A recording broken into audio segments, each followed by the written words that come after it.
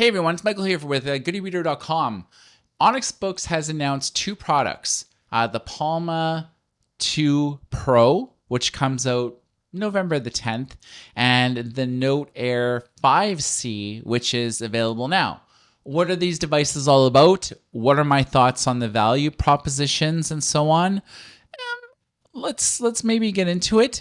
So the Palma 2 Pro is notable for a few reasons. One is that it's $399, whereas like the Palma 2 is about $250. So there is a big jump. But the jump is because of a couple of reasons. One, it's using an eink Kaleido 3 color e-paper display. So for those of you that want color, this could be for you. Big selling points, Android 15, Google Play. I can't think of any other devices on the market that are running Android 15 in terms of just e-paper with e-ink. So that's cool. It has a hybrid slot for either an SD card or a data SIM. So more or less like an iPad where you can use data on the go, but you can also use voice communication apps, WhatsApp, Line, Facebook Messenger, Discord, and so on. You can listen to audiobooks or read ebooks on the go, both offline and online. So you can access Google Play, buy some books on Google Books while you're not even in a Wi-Fi area, which is pretty cool. Like there isn't that many devices currently on the market that have data other than maybe the bigme Highbreak, but they're more or less geared as a smartphone as than a pure e-reader. This is an e-reader. So a 6.13-inch Kaleido 3 display, black and white resolution 1824 by 1648, 300 ppi. Color resolution 412, 824, and 150 ppi. 4,000 colors it can show at one time. It does have volume buttons that can be used as page turn buttons in the Kindle app, the Neo Reader app, and so on. The Palma 2 Pro will support the Inksense Stylus. So many of Onyx Boox's new products, including the Note Air 5C, which I'll talk about in a bit, they don't have Wacom anymore. They just have EMR. So coincidentally, Onyx Boox has an Inksense and an Inksense Plus Stylus for your purchase. You could use OneNote, Evernote, Adobe Acrobat, which have all been optimized for Onyx Boox, well, sans Acrobat. Underneath the hood, octa-core processor, 8 gigs of RAM, and 128 gigs of storage. Oh my God, that is absolutely crazy. And don't forget, you can upgrade the SD, I think, to about 1 or 2 terabytes. The Onyx didn't say which, but generally with SDs now, they're at least 1 terabyte, sometimes 2. It has Wi-Fi, Bluetooth 5.1. There is a speaker.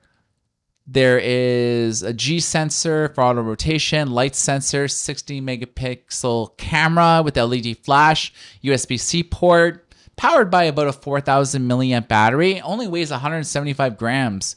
So that is its value, but is it $399 at value? The Palma 2 is $269, which I think is one of the big reasons why the internet and most people have fallen in love with it, because that's a good price. $399.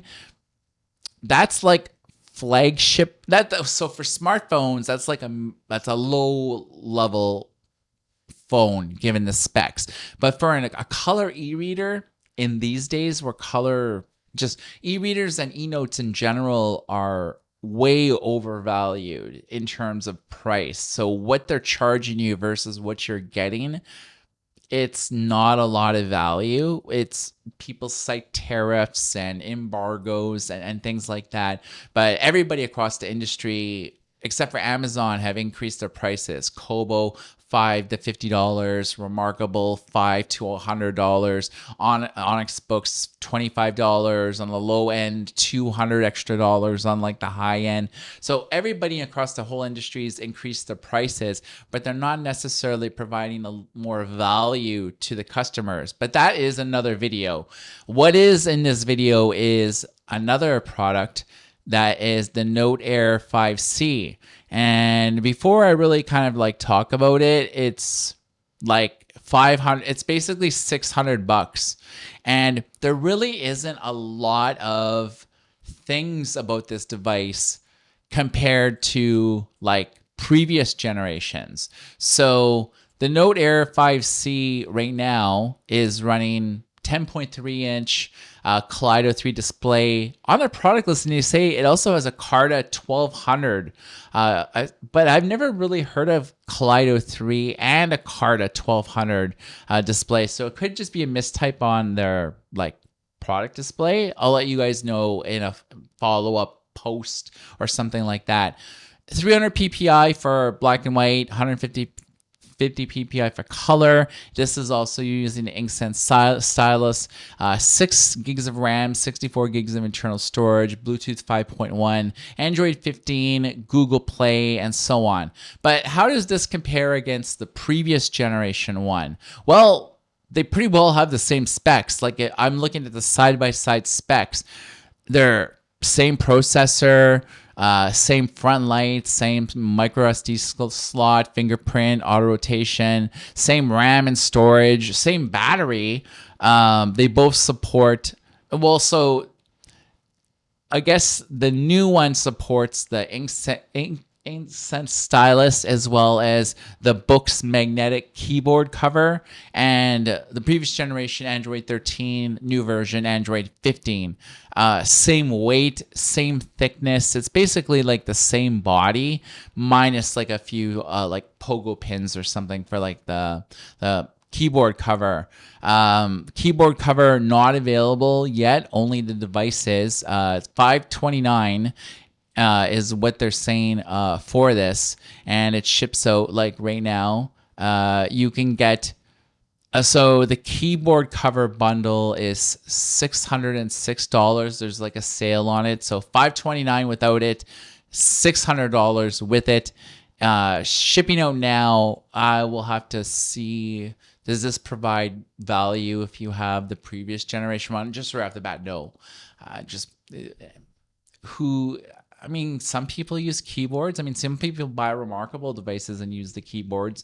So I would maybe say some people would buy the keyboard from Onyx, but it's like $100 and change.